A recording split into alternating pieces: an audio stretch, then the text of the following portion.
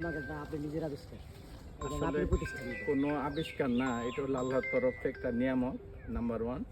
Number two হলো, আমার প্রথমে যখন আমি হাউজিং শুরু করি তখনই আমার খেয়াল ছিল মানুষকে সেবা কিভাবে দেওয়া যায়, যেটা আমার বংশের জন্য লাভ হবে, এলাকার জন্য হবে, যারা আসবে তাদের জন্য হবে।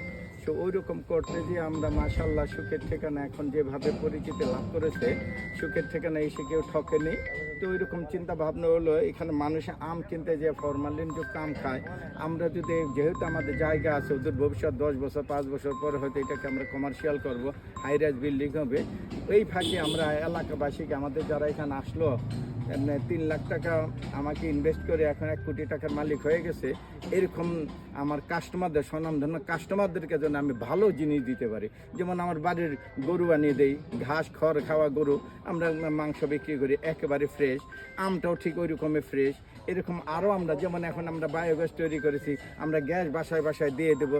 এটা হলো শুধু আমার সার্ভিস, আমি মানুষকে সার্ভিস দেওয়ার জন্য এসেছি, আমি সার্ভিস দিয়ে যাব ইনশাল্লাহ, এইটাই আমার মূল উদ্দেশ্য। এই বাংলাটা স্যার আমরা ফর্মুলার মতো সবাই আশা করি যে বর্তমান যুগে যে ফর্মুলার একটা বিষাক্ত কেউ খাইতেছে, এই বাংলাটা আপনি কাদের জন্য এই আমগুলা?